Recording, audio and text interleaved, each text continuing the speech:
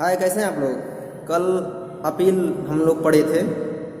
Appeal में हम बता दिए थे अपील का उद्देश्य क्या है, अपील का तात्पर्य क्या है, अपील के प्रकार कौन कौन से हैं, अपील कौन कर सकता है। तो इतना हम बता दिए थे। आज हम बताएंगे अपील की आवश्यक शर्त क्या है, अपील की प्रारूप क्या है और अपील कितने प्रकार के होते हैं। अपील का जो प्रकार है, हम प्रकार कल बताए थे कि 2 प्रकार के होते हैं, तो आज उसके बारे में हम डिस्कशन करेंगे। तो चलिए शुरू करते हैं।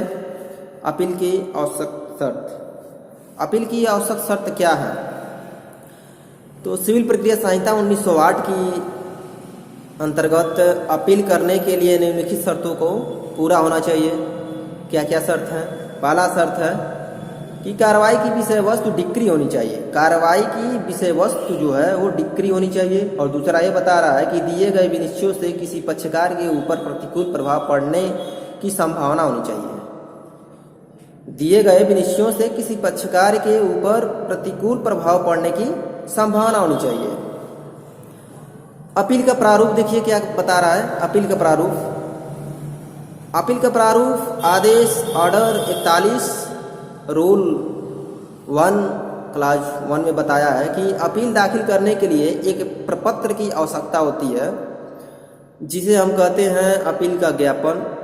हर अपील के एक ज्ञापन के रूप में की जाएगी। अपीलार्थी या उसके प्लीडर द्वारा हस्ताक्षरित होती है।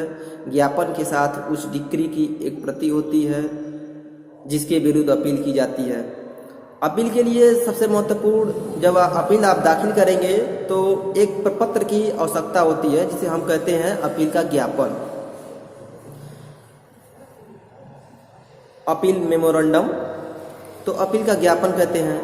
अब मूल डिक्रियों की अपीलें या प्रथम अपील धारा 96 से 99A में ऑर्डर 41 में बताया गया है कि प्रथम अपील के बारे में, कि प्रथम अपील धारा 96 क्या बताता है, तो उसके बारे में हम डिस्कशन कर रहे हैं। धारा 96 हमारा ये बात करता है कि धारा 96 के अंतर्गत ऐसे सभी डिक्रियों की अपील की जा सकती है जिसे प्राथमिक अधिकारिता वाले न्यायालय ने पारित किया हो। इस प्रकार की डिक्री को प्रारंभिक डिक्री कहा जाता है। ऐसी डिक्री को निम्नलिखित सम्मिलित नहीं है। पहला पॉइंट देखिए क्या कह रहा है कि ऐसी डिक्री जो पक्षकारों की आपसी समझौते के आधार पर पारित की गई है या डिक्री की सहमति के आधार पर डिक्री है, उसकी अपील नहीं की जा सकती है। आपसी समझौता हो या सहमति हो तो उस पर अपील नहीं की जा सकती है। ये इंडियन एविडेंस एक्ट सेक्शन 44 जब पढ़ेंगे तो उसमें इसका प्रावधान दिया गया है।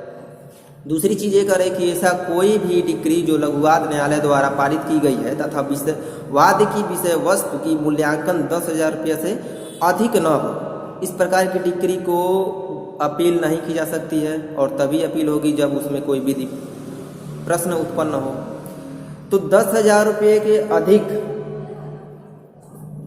अधिक का मामला न हो और आपसी समझौता, ये दोनों मामलों में अपील नहीं की जा सकती है। लघुवाद न्यायालय क्या है कि ऐसे पारित की गई डिक्री भी अपील की जा सकती है, परंतु जब निम्नलिखित 2 शर्तें पूरी होती हैं। वही शर्त है कि ऐसी डिक्री की विषय वस्तु का मूल्यांकन 10,000 रुपये से अधिक हो, और दूसरा है कि उसमें कोई विधि का प्रश्न उत्पन्न होता हो या अंतर्ग्रस्त होता है। ठीक है।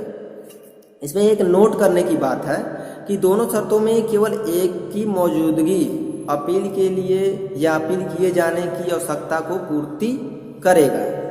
धारा 96 क्लास 2 ये कह रहा है कि एक पक्षी पारित मूल डिक्री का अपील हो सकेगी। एक पक्षीय पारित अपील का डिक्री हो सकेगी।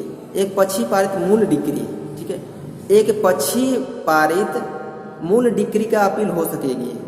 दूसरा ये बता रहा है कि जहां प्रारंभ डिक्री की अपील नहीं की गई है, जहां प्रारंभिक डिक्री की अपील नहीं की गई है, वहां अंतिम डिक्री है, वहां अंतिम डिक्री की अपील है, वहां अंतिम डिक्री अपील है। धारा 97 ये कह रहा है। धारा 97 क्या कह रहा है कि जहां प्रारंभिक डिक्री अपील नहीं की गई है, वहां अंतिम डिक्री की अपील। तो धारा 97 के अंतर्गत प्रारंभिक डिक्री अपील यदि निर्धारित समय सीमा के अंतर्गत नहीं की जाती तो अंतिम डिक्री की अपील करते समय प्रारंभिक डिक्री की विधिमान्यता का प्रश्न नहीं उठाया जा सकता। यह धारा विबंध के सिद्धांत पर आधारित है, विबंध के सिद्धांत पर आधारित है। जब इंडियन एविडेंस एक्ट 115 सेक्शन 115 पढ़े होंगे तो उसमें विबंध के बारे में बताया होगा। तीसरी बात यह कह रहा है कि जहां अपील 2 या 2 से अधिक न्यायाधीशों द्वारा सुनी जाए वहां विनिश्चय। धारा 98 ये कह रहा है कि जहां कोई अपील न्यायाधीशों द्वारा सुनी जाती है वहां अपील का विनिश्चय ऐसे न्यायाधीशों की या ऐसे न्यायाधीशों की बहुसंख्या यदि हो तो उसकी राय के अनुसार होगी।